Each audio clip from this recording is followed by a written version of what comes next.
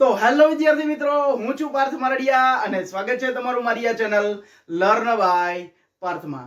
તો હવે જો આપણે અત્યાર સુધી આપણે શેર મૂડીનું ચેપ્ટર આપણે ચાલુ હતું અને શેર મૂડીના ચેપ્ટરમાં અત્યાર સુધી આપણે જો કોઈ પણ કંપની છે એ મૂળ કિંમતે શેર બહાર પાડે એના આપણે દાખલા ગણ્યા. મૂળ કિંમત એટલે કઈ રીતના કે 10 રૂપિયાનો શેર હોય તો એ કેટલામાં 10 રૂપિયામાં જ બહાર પાડે. તો આ 10 રૂપિયાનો શેર છે 10 રૂપિયામાં જ બહાર પાડ્યો તો એને મૂળ કિંમતે બહાર પાડ્યા કહેવાય. કઈ રીતના? મૂળ કિંમતે.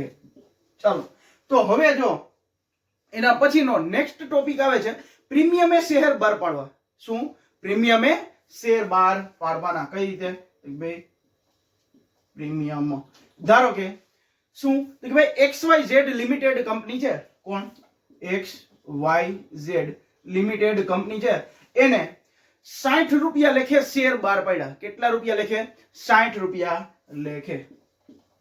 હવે 60 રૂપિયા લેખે શેર બહાર પાડ્યા.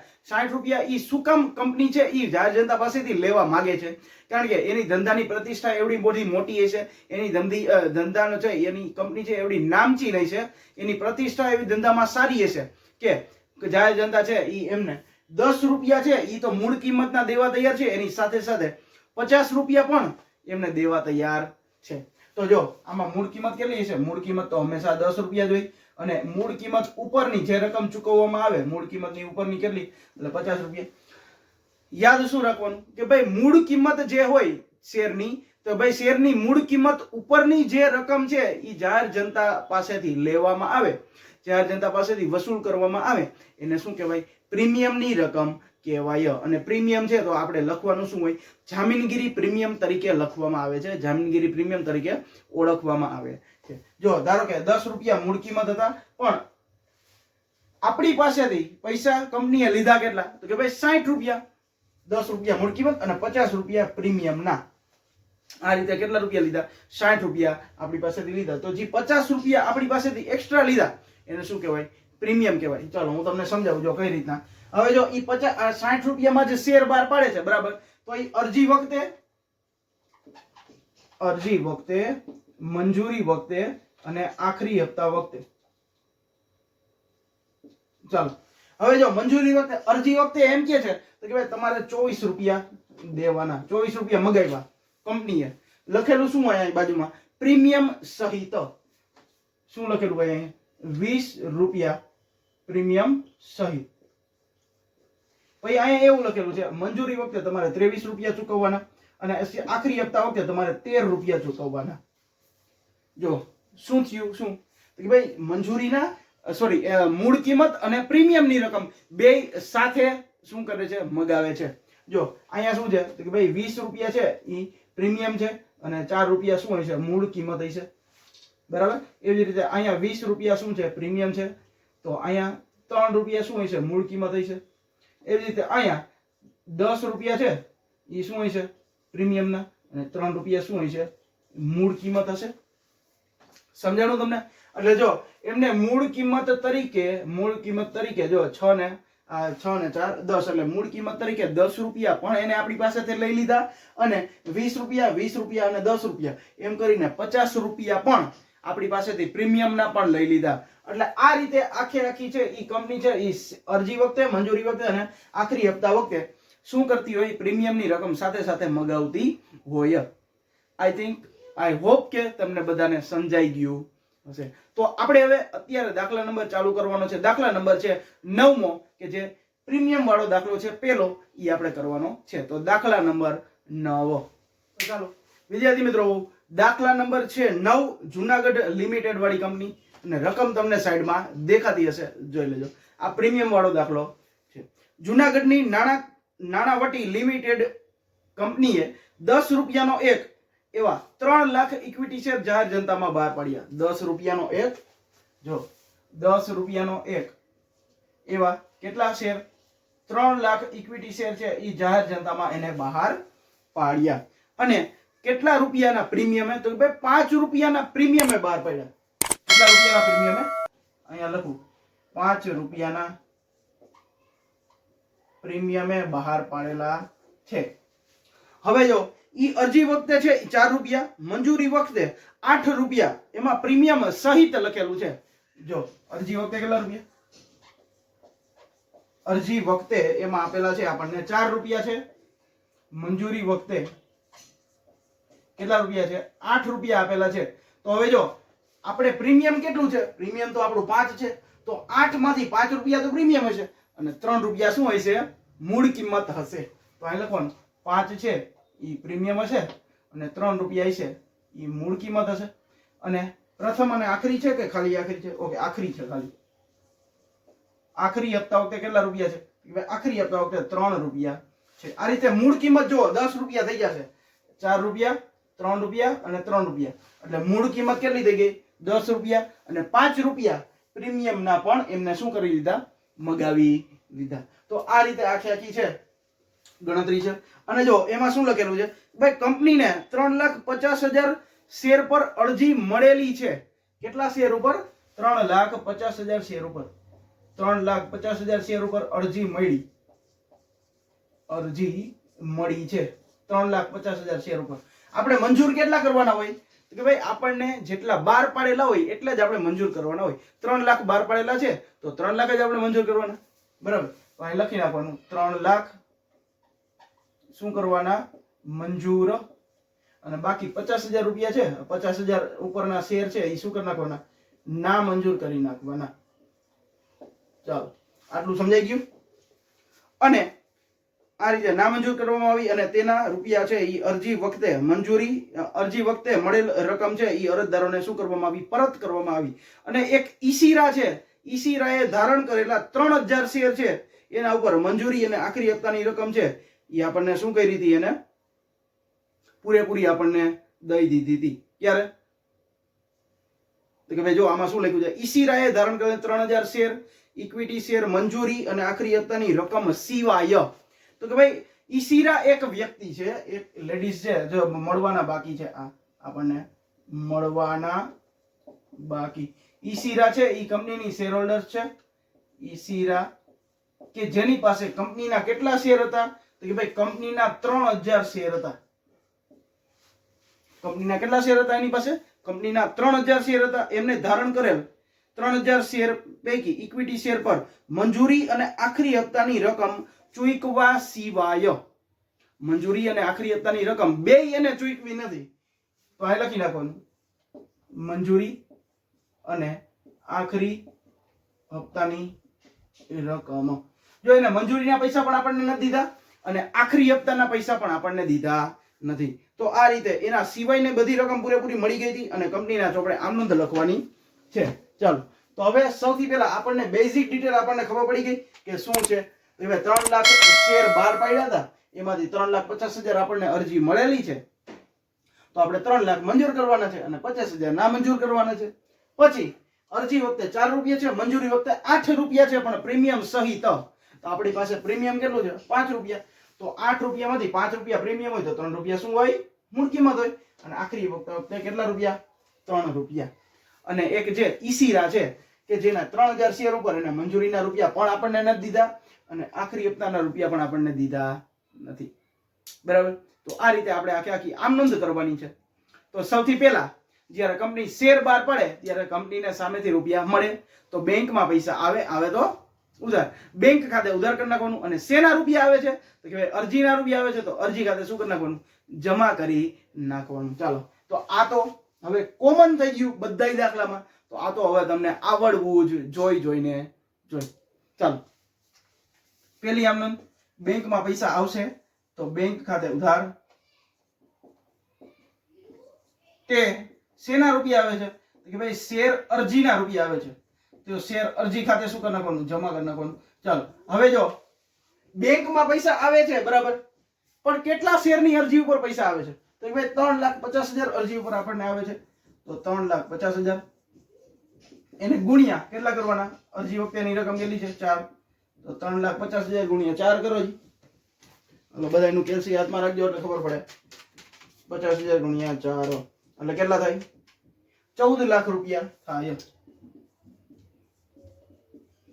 14 લાખ રૂપિયા ઉધાર અને 14 લાખ રૂપિયા શું કરી નાખવાના, જમા કરી નાખવાના.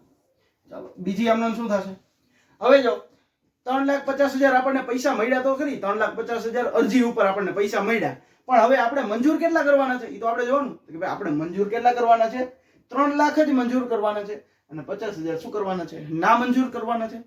તો મંજૂર કરવાની આમ નોંધમાં જે પહેલી આમ નોંધમાં જે જમા હોય એ બીજી આમ નોંધમાં શું થઈ જાય, ઉધાર થઈ જાય. ચાલો તો શેર અરજી જમા છે તો અહીં શેર અરજી ઉધાર કરી નાખી. શેર અરજી ખાતે ઉધાર 14 લાખ રૂપિયા તે શેર મૂડી ખાતે જમા. ચાલો શેર મૂડીમાં કઈ કિંમત આવે, ક્યાં શેર લખવાના હોય તો ભાઈ જે આપણે મંજૂર કર્યા હોય એ જ શેર લખવાના હોય, અને મંજૂર ક્યાં કરવાના હોય, જે આપણે બહાર પાડેલા હોય. બહાર આપણે કેટલા પાડ્યા હતા તો ભાઈ 3 લાખ શેર બહાર પાડ્યા તો 3 લાખ જ આપણે મંજૂર કરવાના હોય, એથી વધારે આપણે મંજૂર કરવાના હોય નહીં. તો 3 લાખ શેર છે તો અહીં લખવાનું 3 લાખ ગુણ્યા કેટલી અરજીની રકમ 4, 3 લાખ ગુણ્યા 4 એટલે 12 લાખ રૂપિયા ઈ થાય. પ્લસ હજી આપણે કેટલા શેર ઉપર બેંકમાંથી પૈસા આપણને પાછા મોકલવાના છે તો 50,000 ઉપર, તો તે બેંક ખાતે જમા, બેંકમાંથી પૈસા જાય તો જમા, બેંક ખાતે જમા 50,000 શેર ઉપર કેટલા રૂપિયા લખે, 4 રૂપિયા લખે તો 50,000 ગુણ્યા 4 એટલે 2 લાખ રૂપિયા ઈ થાય. એટલે થઈ ગયા જેટલા ઉધાર થાય એટલા જમા થઈ ગયા. 14 લાખ ઉધાર તો 14 લાખ જમા. ચાલો હવે મેઇન આમ નોંધ કઈ, પ્રીમિયમ વાળી આમ નોંધ. ચાલો સૌથી પહેલા શું યાદ રાખવાનું, જો હવે પેલા તો બેંકમાંથી પૈસા આપણે જો મંજૂરી વખતે પેલા પૈસા આવી ન જાય, આપણે પૈસા શું કરવા પડે, પેલા મંગાવવા પડે, શેર હોલ્ડર્સ પાસેથી પૈસા મગાવવા પડે. તો મગાવવાની આમ નોંધ શું થાય, શેર મંજૂરી ખાતે ઉધાર અને શેર શું આવે, શેર મૂડી ખાતે શું આવે, જમા આવે ને. ચાલો શેર મંજૂરી ખાતે ઉધાર અને શેર મૂડી ખાતે જમા. પણ હવે જો મંજૂરી વખતે આપણને પ્રીમિયમ આપેલું છે, શું આપેલું છે, મંજૂરી વખતે આપણને પ્રીમિયમ આપેલું છે. તો જો શેર મંજૂરી આપણે આમ તો શેરથી જ લખવાની,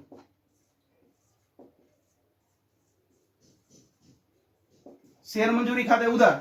હવે જો શેર મંજૂરી ખાતે ઉધાર પેલા મગાવવાના પૂરેપૂરા શેર ઉપર પૈસા, કેટલા પૂરેપૂરા શેર કેટલા છે તો ભાઈ 3 લાખ છે, તો 3 લાખ ઉપર શેરના પૈસા મગાવી લેવાના.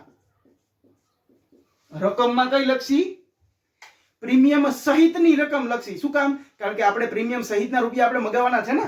જો આપણે એવું તો થશે નહીં કે ભાઈ 5 રૂપિયા છે એ અલગથી આપણને દેશે, 3 રૂપિયા આપણને અલગથી દેશે, એવું તો થશે નહીં ને. 8 રૂપિયા આપણને એક સાથે જ દઈ દેશે. તો શું કરવાનું, અહીંયા 3 લાખ ગુણ્યા 8 કરી નાખવાના, ડાયરેક્ટ પ્રીમિયમ સહિતની રકમ લખવાની. યાદ રાખજો કઈ રકમ, પ્રીમિયમ સહિતની રકમ. ચાલો 3 લાખ ગુણ્યા 8 તેરી 24 એટલે 24 લાખ રૂપિયા. અને તે શેર મૂડી શું હોય, હંમેશા જમા હોય. શેર મૂડી શું હોય, હંમેશા જમા હોય. યાદ રાખજો જ્યાં જ્યાં શેર મૂડી આવે, શું જ્યાં જ્યાં શેર મૂડી આવે ત્યારે આ પ્રીમિયમ થી દાખલા બહાર પાડ્યા હોય ને, પ્રીમિયમ થી શેર બહાર પાડ્યા હોય ને ત્યારે જામીનગીરી પ્રીમિયમ હંમેશા જમા થાય. શેર મૂડીની સાથે જોઈન્ટ જ રાખવાનું, શેર મૂડીની સાથે શું રાખવાનું, જોઈન્ટ રાખવાનું. જો જામીનગીરી પ્રીમિયમ જમા હોય તો શેર મૂડી જમા જ રાખવાનું, શેર મૂડી જમા જ હોય તો જામીનગીરી પ્રીમિયમ પણ શું રાખવાનું, જમા જ રાખવાનું. આ બેને જોઈન્ટ રાખવાનું, છૂટા કરવાના નહીં. ચાલો તો અહીંયા જો શેર મૂડી ખાતે શું કરી નાખવાનું, શેર મૂડી ખાતે આપણે જમા કર્યું તો તે જામીનગીરી પ્રીમિયમ પણ જમા જ કરી નાખવાનું, જામીનગીરી પ્રીમિયમ ખાતે. ચાલો હવે જો શું યાદ રાખવાનું કે ભાઈ શેર મૂડી છે, શેર મૂડીમાં આપણે કાઉન્સ શું લખશી તો કે ભાઈ શેર મૂડીમાં હંમેશા આપણે મૂળ કિંમત લખવાની હોય. જો અહીં હું તમને સમજાવી દઉં. જો અહીંયા આપણે 8 રૂપિયા છે, આ પ્રીમિયમ સહિતની રકમ છે, તો 8 રૂપિયામાં આ મૂળ કિંમત પણ આપણી પાસે હશે અને પ્રીમિયમની રકમ પણ આમાં હશે. જો તો ઉધાર છે એમાં બે મિક્સ કરીને લખ્યું છે, પ્રીમિયમની રકમ અને મૂળ કિંમત બે મિક્સ કરી નાખ્યું. પણ જ્યારે આપણે જમા કરી ત્યારે બેને અલગ અલગ દેખાડવાનું હોય, બેને અલગ અલગ દેખાડવાનું. કઈ રીતના કે ભાઈ મૂળ કિંમત છે ત્યાં આપણે મૂળ કિંમત કેટલી છે તો ભાઈ મૂળ કિંમત છે આપણી 3 રૂપિયા, તો એ 3 લાખ ગુણ્યા 3 દેખાડવાનું હોય. 3 લાખ ગુણ્યા 3 એટલે કેટલા રૂપિયા આવે, 9 લાખ રૂપિયા. અને 3 લાખ શેર ઉપર પ્રીમિયમની રકમ કેટલી છે, જોજી પ્રીમિયમની રકમ 5 રૂપિયા છે અરજી સોરી મંજૂરી વખતે, તો 5 રૂપિયા કરીને 3 પંચા 15, તો અહીંયા 15 લાખ રૂપિયા આપણે બતાવવાના હોય. જો સમજાણું આ રીતે. આખી વસ્તુ સમજાણી, પ્રીમિયમ વાળી આમનોંધ છે. જો ફરીથી એકવાર સમજાઈ દો એટલે તમને ભૂલ થાય નહીં. શું કરવાનું છે, જો મંજૂરી વખતે પહેલા બધા શેર ઉપર પૈસા મગાવી લેવાના હોય એટલે શેર મંજૂરી ખાતે ઉધાર કરી નાખવાનું. પ્રીમિયમ સહિતની રકમ લખવાની, જ્યાં જ્યાં જે સ્ટેજમાં પ્રીમિયમ હોય ત્યાં પ્રીમિયમ સહિતની રકમ લખવાની. તો અહીંયા જો ઉધારમાં પ્રીમિયમ સહિતની રકમ આપણે લખી 8 રૂપિયા, પછી આપણે બેને છૂટા પડ્યા 3 રૂપિયા અને 8 રૂપિયા, એ રીતે સમજાણું. હવે શું થશે, હવે બેંકમાં રૂપિયા આવે, આપણે એકવાર પૈસા મગાવી લીધા, કેટલા રૂપિયા મગાવ્યા, તો ભાઈ 24 લાખ રૂપિયા મગાવ્યા. તો હવે આપણને શું થશે, બેંકમાં પૈસા આવે, બેંકમાં પૈસા આવે તો ઉધાર, બેંક ખાતે ઉધાર કરી નાખવાનું. અને પહેલી આમનોંધમાં છે ઉધાર કર્યું છે, બીજી આમનોંધમાં જમા કરી નાખવાનું. પહેલી આમનોંધમાં ઉધાર શું કર્યું છે, શેર મંજૂરી, તો બીજી આમનોંધમાં શેર મંજૂરી ખાતું જમા કરી નાખવાનું. તો બેંક ખાતે ઉધાર, શેર મંજૂરી ખાતે શું કરી નાખવાનું, જમા. કેટલામી આમનોંધ, ચોથી આમનોંધ, બેંક ખાતે ઉધાર તે શેર મંજૂરી ખાતે. ચાલો કાઉન્સ શું આવશે કે ભાઈ હવે જો મંજૂરીના રૂપિયા આપણને કોકે દીધા નથી, આપણે કેટલા શેર ઉપર પૈસા મગાવવાના હતા, તો કે ભાઈ આપણે 3 લાખ શેર ઉપર આપણને પૈસા મગાવવાના હતા આપણે, પણ 3 લાખ શેર માંથી 3000 શેર છે એ ઈશિરા પાસે છે, એ આપણને મંજૂરીના પૈસા દેતી નથી. તો 3 લાખ માંથી આપણે 3000 રૂપિયા 3000 શેર બાદ કરી નાખાય છે. જો 3 લાખ માઇનસ 3000 શેર આપણે બાદ કરી નાખવાના. શું કામ, કારણ કે આપણને એના ઉપર તો આપણને પૈસા મળતા નથી. તો 2,97,000 શેર ઉપર તો આપણને પૈસા મળી ગયા હશે ને. તો અહીંયા લખવાનું 2,97,000 એને ગુણ્યા 2,97,000 એને ગુણ્યા આપણને કેટલા રૂપિયા મળી ગયા હશે, 8 રૂપિયા. પ્રીમિયમ સહિતની રકમ લખવાની. જો આપણે પ્રીમિયમ સહિતની રકમ એની પાસેથી મગાવી હતી તો પ્રીમિયમ સહિતની જ રકમ આવે ને, અરે આપણને જ્યારે મળે ત્યારે. એ રીતે જો 3 લાખ શેર ઉપર આપણે પૈસા મગાવવાના હતા, 8 રૂપિયા લખે, પણ 3 લાખ માંથી 3000 શેર ઉપર આપણને પૈસા મળતા નથી, તો 2,97,000 શેર ઉપર આપણને પૈસા મળ્યા છે. કેટલા લેખે, પ્રીમિયમ સહિતની રકમ 8 રૂપિયા લેખે. ચાલો તો 2,97,000 એને ગુણ્યા 8 રૂપિયા કરવાના એટલે કેટલા થાય, 23,76,000 રૂપિયા. 23,76,000 રૂપિયા અને અહીંયા પણ 23,76,000 રૂપિયા. હવે જો આપણને મળવાના કેટલા હતા, 24 લાખ રૂપિયા મળવાના હતા, પણ આપણને મળ્યા કેટલા, 23,76,000 રૂપિયા.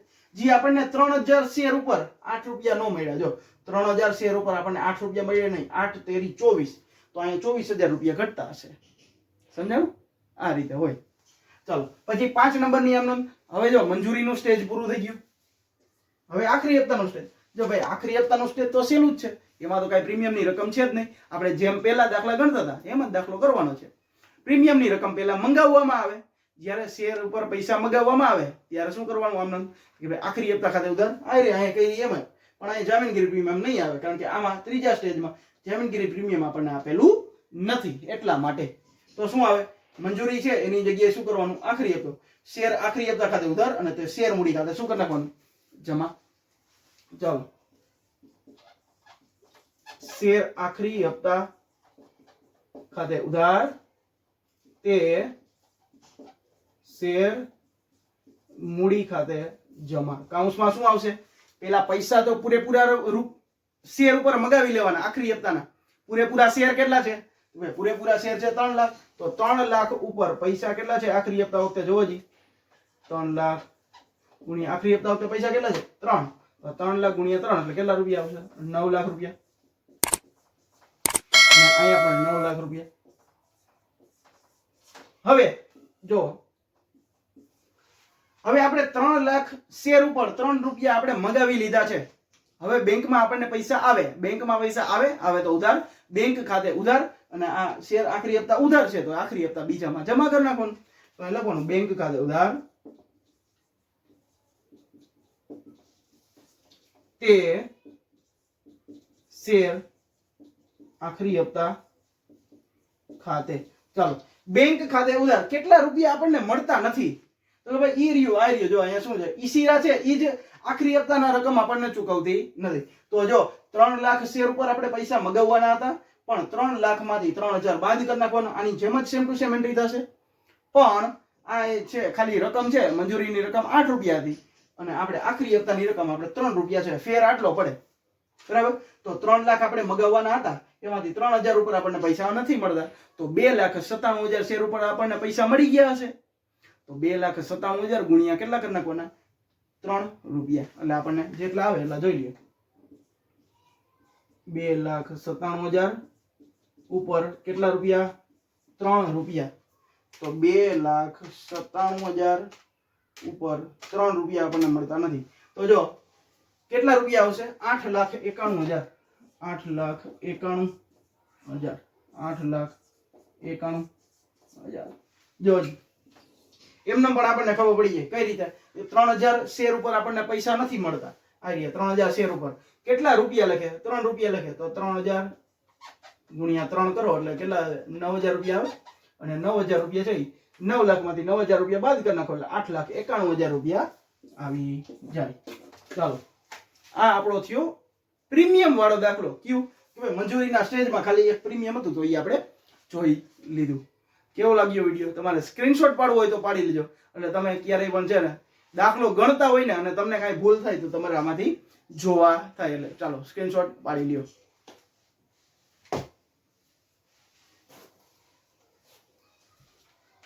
તો ચાલો, તમારે સ્ક્રીનશોટ પડી ગયો હશે. તો વિડીયો કેવો લાગ્યો? વિડીયોમાં પ્રીમિયમ વાળી આખી આમનોંધ સમજાણી.